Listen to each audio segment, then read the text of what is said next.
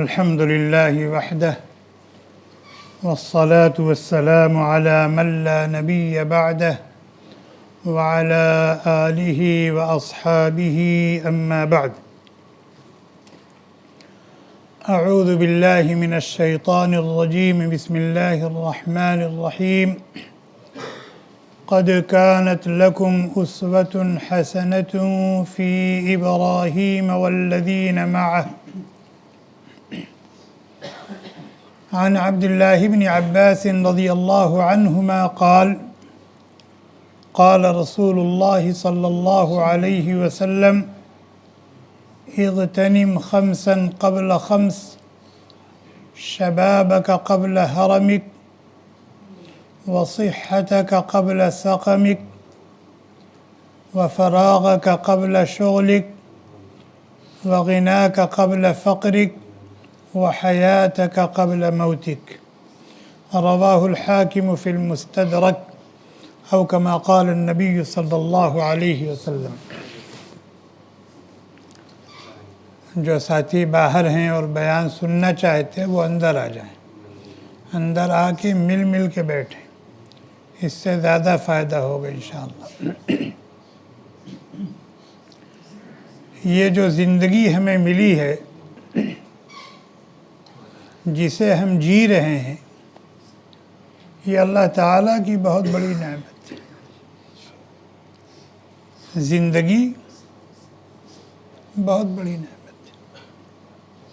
چاہے آدمی جوانی کے پہلے مرحلے میں ہو یا جوانی کے مرحلے میں ہو یا بڑھاپے کے مرحلے میں ہو، زندگی بہر صورت بہت بڑی نعمت ہے. چل نہیں سکتا، اپنی ضروریات کو خود پورا نہیں کر سکتا، کھڑے ہو کر رکوع سجدے کے ساتھ نماز نہیں پڑھ سکتا، بستر علالت پر پڑا ہوا ہے، پھر بھی یہ زندگی بہت بڑی نعمت ہے. کیوں؟ اس لیے کہ یہ زندگی اللہ تعالیٰ نے ہمیں دی ہے آخرت کو بنانے کے لیے، آخرت کی تیاری کرنے کے لیے. اور جب تک آدمی زندہ ہے آخرت کو بنانے کے لیے کچھ نہ کچھ کر سکتا ہے. اس لیے کہ جب موت آ گئی تو پھر اعمال کا سلسلہ منقطع ہو گیا. جب تک آدمی زندہ ہے بستر ہی پر بھی پڑا ہوا ہے، لیکن سبحان اللہ تو کہہ سکتا ہے نا، لا الہ الا اللہ، لا الہ الا اللہ، سبحان اللہ سبحان اللہ، الحمدللہ الحمدللہ، اتنا تو کہہ سکتا ہے نا. اس پر بھی تو اللہ کی رضا مرتب ہوتی ہے، اس سے بھی تو ہماری آخرت بنے گی، اس پر بھی تو اللہ تعالیٰ خوش ہو جائیں گے. تو زندگی بہت بڑی نعمت ہے، زندگی بہت بڑی نعمت ہے.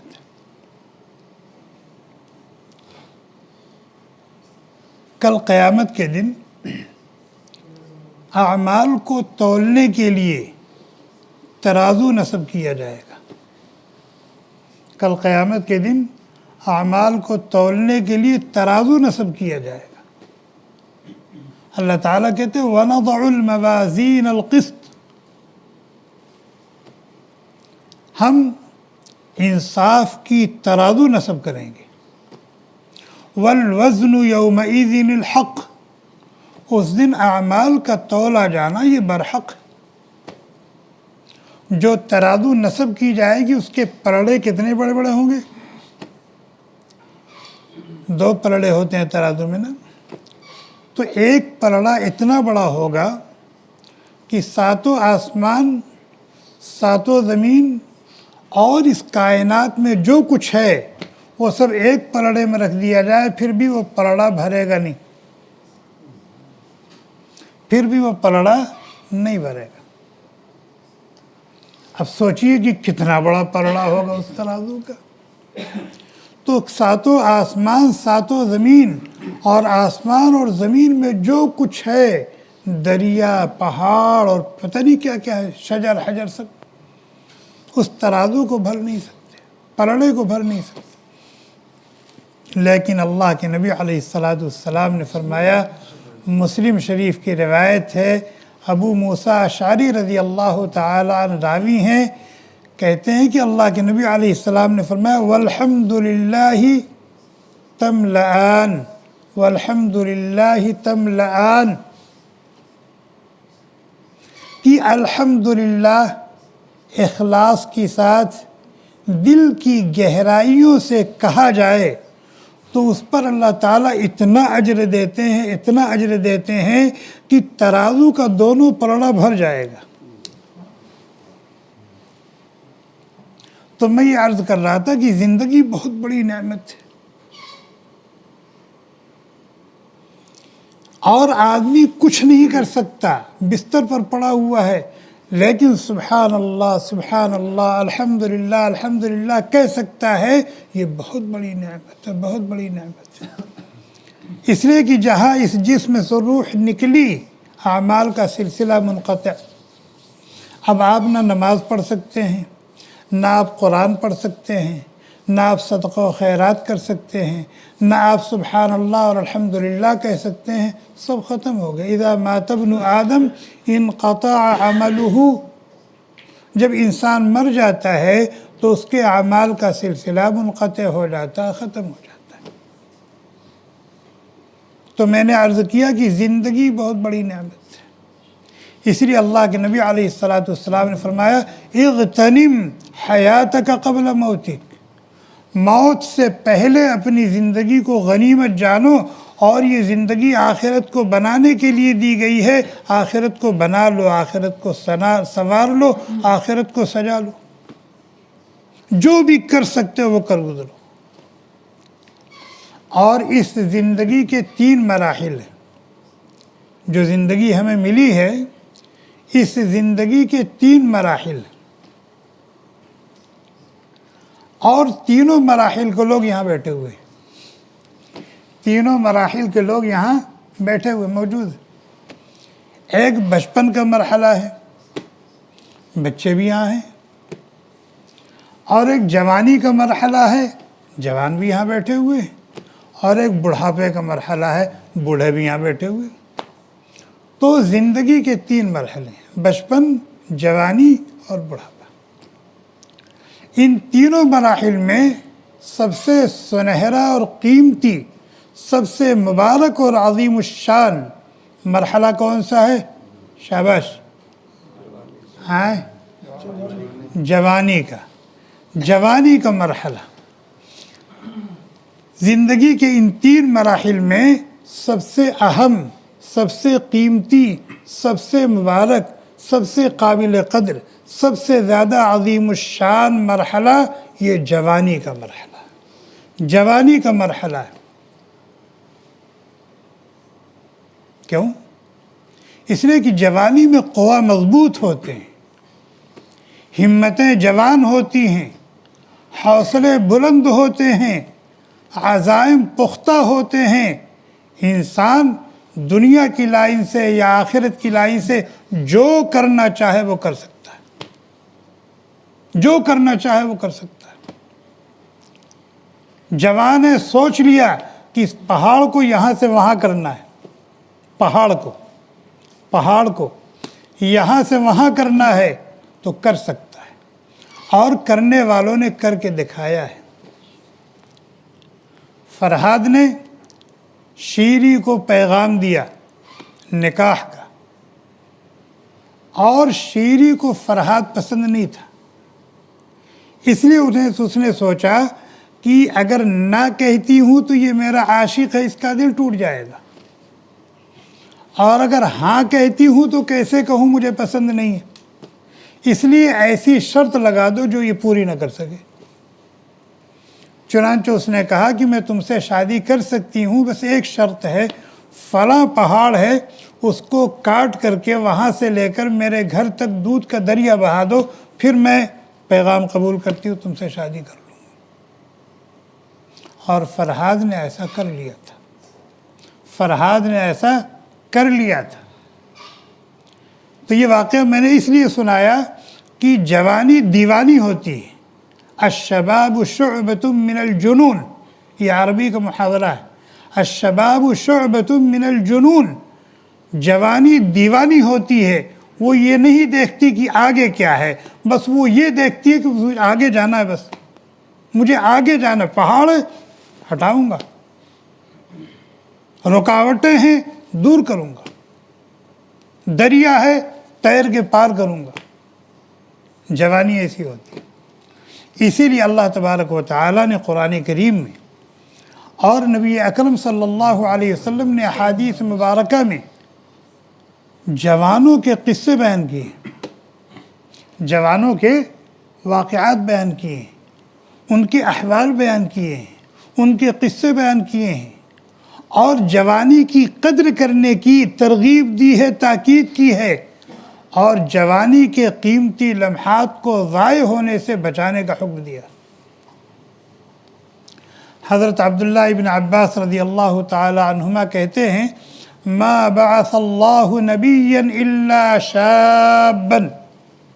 اللہ تبارک و تعالی نے کسی بوڑھے کو نبی نہیں بنایا کبھی. 1.25 لاکھ انبیاء کرام دنیا میں آئے، اللہ تعالیٰ نے تاج نبوت سر پہ سجایا تو جوانی کی حالت میں سجایا. ہر نبی کو نبوت 40 سال میں ملتی ہے، اور 40 سال کی عمر جو ہوتی ہے یہ پختہ ہوتی ہے. 40 سال کی جو عمر ہوتی ہے یہ پختہ عمر ہوتی ہے. ہر اعتبار سے انسان پختہ ہوتا ہے، جسمانی اعتبار سے بھی، اور عقل اور فکر کے اعتبار سے بھی، اور روحانی اعتبار سے بالکل پختہ ہو چکا ہوتا ہے. اس لیے اللہ تبارک و تعالیٰ نے تاج نبوت کسی کے سر پر سجانا ہے تو اس کے لیے 40 سال کی عمر متعین کی. تو فرمایا اللہ تعالیٰ نے کسی کو بھی نبی بنایا ہے تو جوان ہی کو نبی بنایا. 80 سال کی عمر میں کسی کو نبوت نہیں دی، 70 سال کی عمر میں کسی کو نبوت نہیں دی. اور حضرت عبداللہ ابن عباس رضی اللہ تعالی عنہما نے فرمایا وَمَا أُوتِيَ الْعِلْمَ عَالِمٌ إِلَّا وَهُوَ شَابٌ. اللہ تعالیٰ نے اگر کسی کو علم کی دولت سے نوازا ہے تو جوانوں کو علم کی دولت سے نوازا ہے. یعنی جو آدمی پڑھے گا تو جوانی کی علم میں جا کر کے کہا جائے گا ہاں یہ عالم ہو گیا. بڑھاپے میں کوئی حفظ کرنا چاہے کر سکتا ہے، بڑھاپے میں کوئی محدث بننا چاہے بن سکتا ہے؟ نہیں بن سکتا.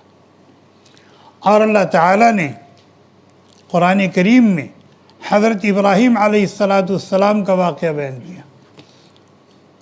اور کیا واقعہ بیان فرمایا؟ حضرت ابراہیم علیہ السلام جس گھر میں پیدا ہوئے تھے اس گھر میں بت بنایا جاتا تھا، اور اس گھر میں بت کی تجارت ہوتی تھی، بت بیچا جاتا تھا، اور اس گھر میں بت کی پوجا بھی ہوتی تھی. یعنی ان کا گھرانہ بت تراش بھی تھا، بت فروش بھی تھا، بت پرست بھی تھا. ایسے گھر میں حضرت ابراہیم علیہ السلام پیدا ہوئے. پلے بڑھے، جوان ہوئے. جوان ہونے کے بعد انہوں نے کیا کارنامہ انجام دیا تھا؟ جوان ہونے کے بعد انہوں نے کیا کارنامہ انجام دیا؟ ان کے ہاں کوئی تہوار تھا جس میں گاؤں کے سارے لوگ گھر چھوڑ کر کے باہر چلے جاتے تھے تہوار منانے کے لیے. جیسے عید بقرعید کے موقع پر ہم لوگوں کے علاقوں میں لوگ گاؤں سے باہر میدان میں جا کر، باہر عیدگاہ ہوتی وہاں جا کے عید پڑھتے ہیں نا، ایسے لوگ چلے گئے. حضرت ابراہیم علیہ السلام سے بھی لوگوں نے تقاضا کیا کہ تم بھی چلو، تو انہوں نے کہا انی سقیم، میری طبیعت ٹھیک نہیں، آئی ایم سوری، میں نہیں جا سکتا. پروگرام کچھ اور تھا ان کا. بعد جب دیکھا میدان خالی ہے، کلاڑا لیا اور ان کے مندر میں گھس گئے، اور سب کو ایک طرف سے سب کا تہس نہس کر دیا. اور جو بڑا والا تھا جس کو کہتے تھے ابو الاسنام، سب کا باپ، تو اس کے کندھے پر کلاڑی لٹکا دیا اور چلے آئے گھر. جب سب لوگ تہوار منا کر کے واپس آئے اور وہاں گئے ہوں گے تو دیکھا کہ سارا نظام ہی درہم برہم ہے. اب سب حیران و شستر کہ یہ کیا ہوا، کس نے کیا؟ چیمے گوئیاں شروع ہو گئیں. تو لوگوں نے کہا سمعنا فتن یذکرہم یقال لہ ابراہیم، ہم نے سنا ایک نوجوان کو جو ان بتوں کی برائی کرتا ہے، ہم نے ایک نوجوان کو سنا جو ان بتوں کی برائی کرتا تھا اور کہتا تھا ان سے کچھ نہیں ہوتا، یہ تو اندھے ہیں، یہ تو گونگے ہیں، یہ تو بہرے ہیں، یہ تو لنگڑے ہیں، یہ اپنے نفع نقصان کے مالک نہیں ہیں، اپنے پجاریوں کو کیا نفع پہنچائیں گے، ان کو کیا ضرر سے بچائیں گے، اس طرح کی باتیں وہ کیا کرتا تھا۔ اس کو ابراہیم کہتے ہیں، اس کا نام ابراہیم ہے، ہو نہ ہو اس نے کیا ہے، ہو نہ ہو اس نے کیا۔ دیکھیے اللہ تعالیٰ نے ابراہیم علیہ السلام کے اس کارنامے کو قرآن میں نقل کیا کہ نہیں نقل کیا؟ ایک جگہ نہیں کئی جگہ نقل کیا، اور اس وقت ان کی وہ عمر کے کس مرحلے میں تھے اس کو بھی بیان کیا۔ فتن کے معنی آتے ہیں جوان، اور جوانی ہی کی حالت میں آدمی اس قسم کا قدم اٹھا سکتا ہے، جوانی ہی کی حالت میں، جوانی ہی کی عمر میں آدمی اس قسم کا قدم اٹھا سکتا ہے۔ یہ تو میں نے ایک واقعہ سنا ہے کس کا؟ ایک جوان کا، اور وہ کون تھے؟ حضرت ابراہیم علیہ السلام۔ آپ ان کا قصہ قرآن میں پڑھیے، عقل دنگ رہ جاتی ہے، ایسے ایسے کارنامے، اور جتنے کارنامے انہوں نے انجام دیے ہیں زیادہ تر ان کا تعلق ان کی جوانی کی عمر سے۔ اللہ تعالیٰ کہتے ہیں قَدْ كَانَتْ لَكُمْ أُسْوَةٌ حَسَنَةٌ فِي إِبْرَاهِيمَ وَالَّذِينَ مَعَهُ، تمہارے لیے بہترین نمونہ ہے ابراہیم کی زندگی، تمہارے لیے بہترین نمونہ ہے ابراہیم کی اور ابراہیم کے ساتھیوں کی زندگی جو ان کے ہاتھ پر ایمان لا چکے تھے، تمہارے لیے بہترین نمونہ ہے، اس کو اپنی زندگی کے لیے آئیڈیل بناؤ۔ کس چیز میں نمونہ ہے؟ ایمان میں۔ کس چیز میں نمونہ ہے؟ اعمال میں۔ کس چیز میں نمونہ ہے؟ اخلاق میں۔ کس چیز میں نمونہ ہے؟ دعوت دین میں۔ کس چیز میں نمونہ ہے؟ جہاد میں۔ کس چیز میں نمونہ ہے؟ صبر اور تحمل اور برداشت میں۔ کس چیز میں نمونہ ہے؟ اللہ کے ایک ایک حکم پر مر مٹنے میں۔ اللہ تعالیٰ نے اپنے ایک عظیم نبی حضرت یوسف علیہ السلام کا قصہ بیان کیا قرآن میں، اور پوری ایک سورت ہے سورہ یوسف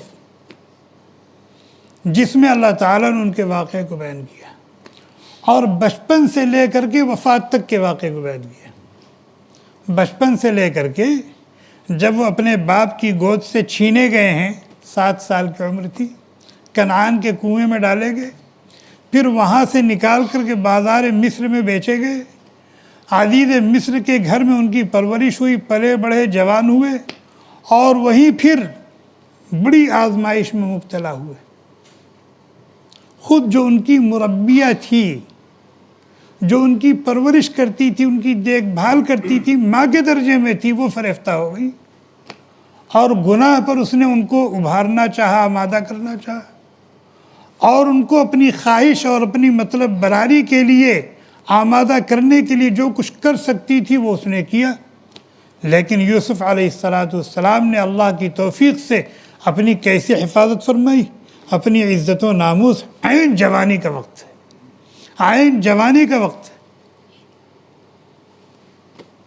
تو اللہ تعالیٰ نے یوسف علیہ السلام کا قصہ بیان کر کے جوانوں کو دعوت دی ہے۔ کیا؟ جوانوں کو دعوت دی ہے کہ دیکھو اپنی عزت و ناموس کی حفاظت اس طرح کی جاتی جیسے یوسف نے کیا، اور دیکھو خطا کاروں کو، ظالموں کو اس طرح معاف کیا جاتا ہے جیسے یوسف نے اپنے بھائیوں کو معاف کیا۔ کہا تھا نا لا تثریب علیکم اليوم یغفر اللہ، کتنا ظلم کیا تو بھائیوں نے، لیکن کہہ دیا تم پر کوئی داروگیر نہیں۔ اور کس وقت کہا؟ جب وہ بادشاہ ہیں، مکمل اقتدار اور اختیار حاصل ہے، ان کو جو چاہیں وہ کر سکتے تھے، جو سزا چاہیں وہ دے سکتے تھے، لیکن کہہ دیا لا تثریب علیکم اليوم یغفر اللہ لکم وہو ارحم الراحمین، اللہ تجھے بھی معاف کرے اور ہمیں بھی معاف کرے۔ اللہ تعالیٰ نے یوسف کا قصہ بیان کر کے جوانوں سے کہا ہے کہ تمہیں اگر کسی کو سزا دینے پر اور انتقام اور بدلہ لینے پر قدرت حاصل ہو تو بھی انتقام اور بدلہ مت لو، یوسف سے سبق لو اور معاف کرنا سیکھو۔ نہ تو انتقام اور بدلہ لو اور نہ دل میں ان کی طرف سے کوئی کینہ کپٹ رکھو۔ اور یوسف علیہ السلام کا قصہ بیان کر کے اللہ تعالیٰ نے جوانوں سے کہا ہے کہ صبر اور شکر، کیا صبر اور شکر، کیسے کیسے حالات سے گزرے وہ صبر کرتے رہے۔ پھر اللہ تعالیٰ نے جیل کی کوٹھری سے نکال کر تخت شاہی پہ بیٹھایا۔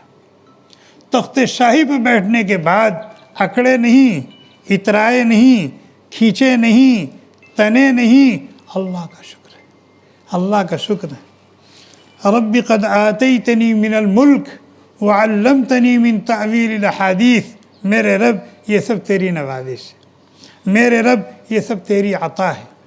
یوسف علیہ السلام کا قصہ بیان کر کے اللہ تبارک و تعالیٰ نے جوانوں کو یہ سبق دیا ہے کہ دیکھو یوسف کے حالات آ جائیں تو حالات کا مقابلہ کرو، گھبراؤ نہیں، ہمت مت ہارو۔ یوسف کو دیکھو کیسے کیسے حالات آئے اور انہوں نے اس کو برداشت کیا۔ اسی طریقے سے آج جمعہ کا دن ہے، جمعہ کے دن سورہ کہف پڑھنے کی فضیلت ہے نا، اور باتوفیق لوگ پڑھتے بھی ہیں۔ سورہ کہف میں اللہ تعالیٰ نے اصحاب کہف کا واقعہ بیان کیا۔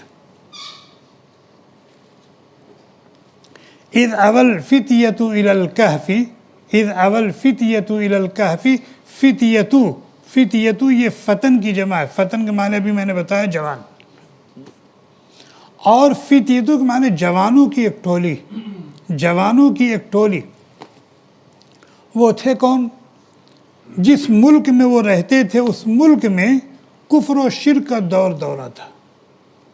سب عیسائی مذہب کے تھے، اسلام کے آنے سے پہلے کا واقعہ، اور اس وقت وہی دین برحق تھا، سب موحد تھے، لیکن حالات خراب ہوئے اور لوگوں نے کفر اور شرک کو اپنا لیا، ہر طرف ضلالت، گمراہی۔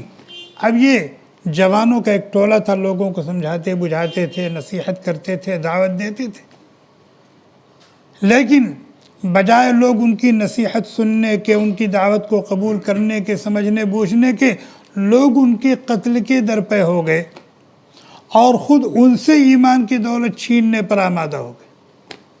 تو پھر انہوں نے اپنے دین و ایمان کی حفاظت کی غرض سے آبادی کو چھوڑ دیا کہ اب یہ تو ہماری سننے سے رہے، ہماری سمجھنے سے رہے، اسلام لانے سے رہے، اب تو خطرہ ہمارے دین و ایمان کا ہو گیا، اس لیے اپنے دین و ایمان کی حفاظت کے لیے کوئی قدم اٹھایا جائے۔ چنانچہ یہ پہاڑ کی ایک کھوہ میں چلے گئے اور وہاں جا کر کے اللہ تعالیٰ سے دعا کی، ربنا آتنا من لدنک رحمتا وہیئ لنا من امرنا رشدا۔ اے اللہ، آپ احوال سے واقف ہیں، اب ہمارے سامنے یہی ایک شکل ہے کہ ہم تجھ پر بھروسہ کریں اور تجھ سے اپنے دین و ایمان کی حفاظت کے لیے کوئی شکل مانگیں۔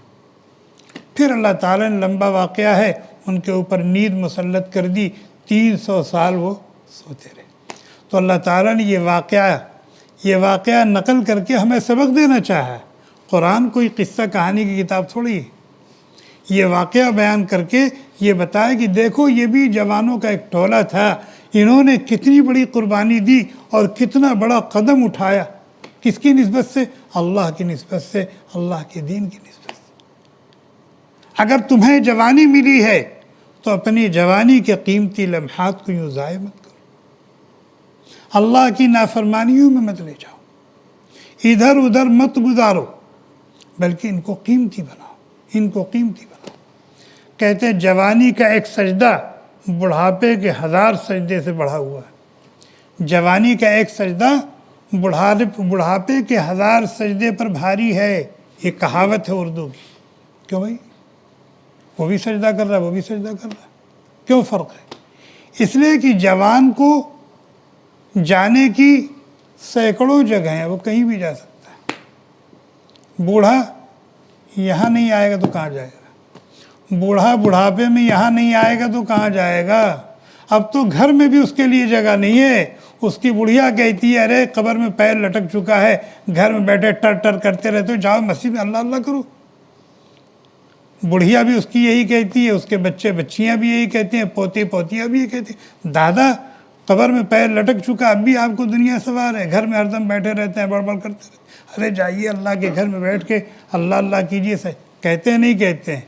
बुढ़ा मस्जिद नहीं आएगा तो कहाँ जाएगा, उसके जाने की और कौन सी जगह रहेगी। लेकिन जवान को जाने की सैकड़ों जगह है। लेकिन अगर उन सैकड़ों जगहों को छोड़ करके यहाँ आता है तो उसका यहाँ आना काबिल कदर है कि नहीं, कीमती है कि नहीं। इसीलिए मुस्लिम शरीफ की रिवायत है, अल्लाह के नबी अलैहिस्सलाम ने फरमाया कि कल क़यामत के दिन जब नफसी नफसी का आलम होगा, हर एक को अपनी पड़ी होगी कि मेरा बेड़ा पार हो जाए, और सूरज लोगों के सरों के बहुत करीब होगा, और गर्मी की शिद्दत से लोगों का दिमाग बिल्कुल पक रहा होगा, लोग पसीनों में शराबोर होंगे। उस वक्त कुछ खुशबख्त और खुश नसीब ऐसे होंगे कि अल्लाह ताला ने उनको अर्श के साए में जगह दी होगी और उनके लिए जन्नत की नेमतों से सजा हुआ दस्तरखान लगा होगा। वो कौन खुशबख्त होंगे? और कुछ बहुत से खुशबख्त होंगे, उसमें एक खुशबख्त वो होगा कौन? शाबुन नशअ फी इबादतिल्लाहि अज़्ज़ वजल। वो नौजवान होगा जिसने अपनी जवानी अल्लाह पर फिदा की होगी। वो जवान होगा अल्लाह के अर्श के साए में उस नाजुक वक्त में, नाजुक घड़ी में, जिसने अपनी जवानी अल्लाह पर फिदा की होगी। अल्लाह पर जवानी को फिदा करने का क्या मतलब? कि अल्लाह तबारक व तआला के अहकाम को उसने पूरा किया होगा और अल्लाह ताला ने जिन उमूर से मना किया उससे बचा होगा। इसी में अपनी जवानी उसने गुजारी। ये खुशबख्त और खुश नसीब आदमी। इसीलिए अल्लाह के नबी अलैहिस्सलाम ने अपनी उम्मत के तमाम जवानों को, अपनी उम्मत के तमाम जवानों को नसीहत की है, इग़्तनिम खमसन क़ब्ल खम्स, 5 चीज़ों को 5 चीज़ों से पहले गनीमत जानो। 5 चीज़ों को 5 चीज़ों से पहले गनीमत जानो। तफसील फरमाया शबाब का क़ब्ल हरमिक। 5 चीज़ों में सबसे पहले किसका तज़किरा कर रहे हैं? जवानी का। जवानी का फरमाया अपनी जवानी को बुढ़ापे से पहले गनीमत जानो, वरना बुढ़ापे में सही ढंग से सजदा भी करना चाहोगे तो नहीं कर सकोगे। बुढ़ापे में सही ढंग से सजदा भी करना चाहोगे तो नहीं कर सकोगे। और जवानी में जैसे चाहो, जिस तरह चाहो, जितना चाहो कर लो। इसलिए जवानी को बुढ़ापा आने से पहले गनीमत जानो। आज बूढ़ों से आप पूछें जवानी चाहिए?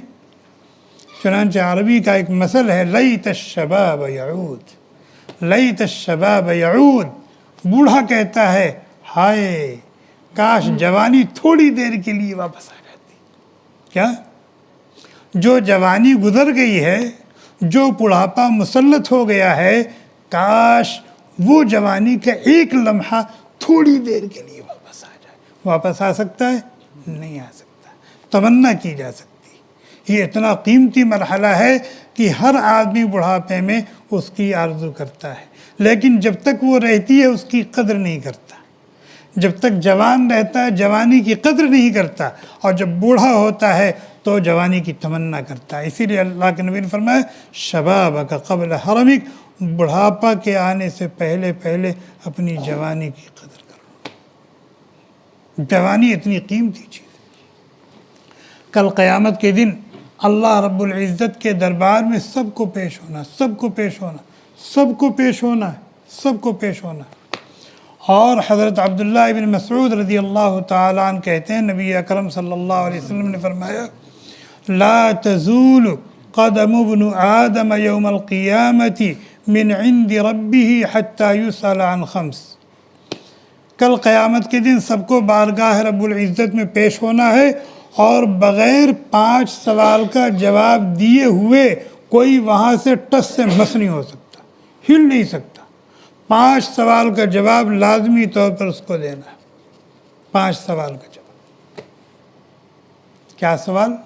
عن عمرہ فیما افناہ، میں نے تم کو 70 سال زندگی دی تھی، کہاں خرچ کیا؟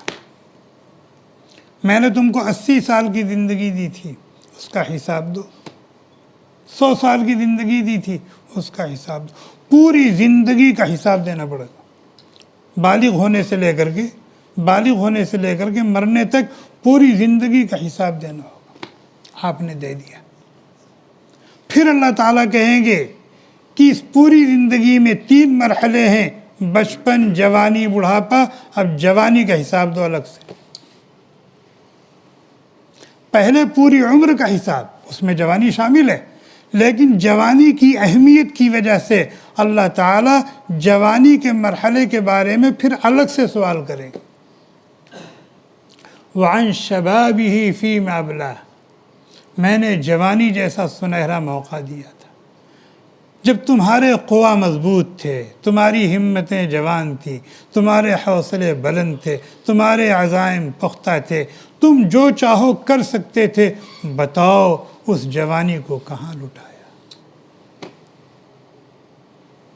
یہ جتنی باتیں عرض کی گئیں قرآن کریم کی آیات کی شکل میں یا نبی علیہ السلام کے ارشادات کی شکل میں یا عربی اور اردو کے محاورات کی شکل میں، سب کا خلاصہ کیا ہے کہ انسانی زندگی کا سب سے قیمتی مرحلہ جو ہے وہ جوانی کا ہے.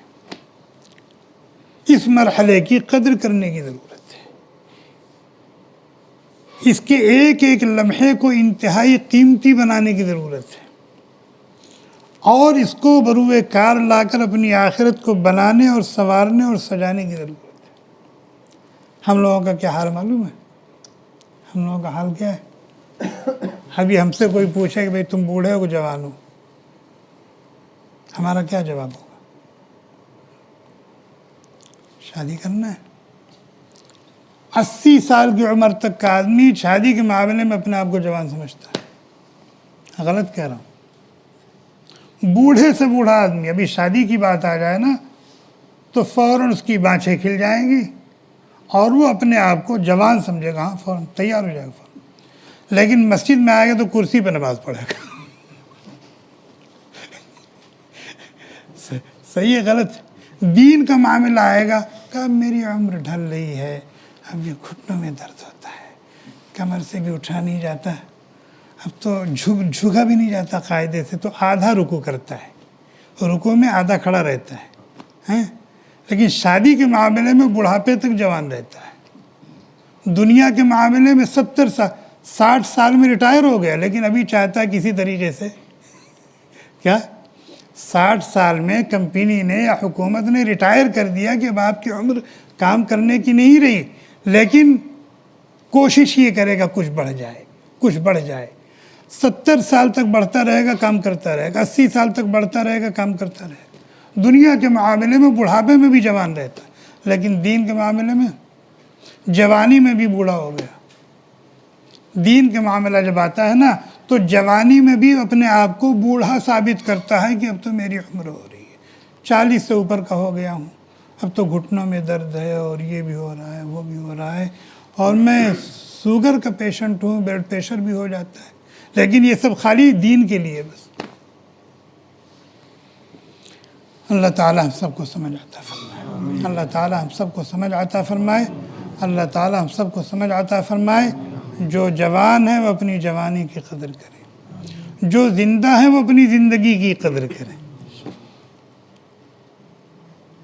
اگر ہم جوان نہیں ہیں، زندہ تو ہے نا، تو اپنی زندگی کی قدر کریں. اللہ تعالیٰ ہمیں توفیق عطا فرمائے. اللہ تعالیٰ ہمیں توفیق عطا فرمائے. اللہ تعالیٰ ہمیں توفیق عطا فرمائے. سبحانک اللہم و بحمدک، نشہد ان لا الہ الا انت، نستغفرک و نتوب الیک. سبحان ربک رب العزة عما یصفون وسلام علی المرسلین والحمد للہ رب العالمین. Thanks for watching. Don't forget to like, comment, share and subscribe to Al Wahid channel.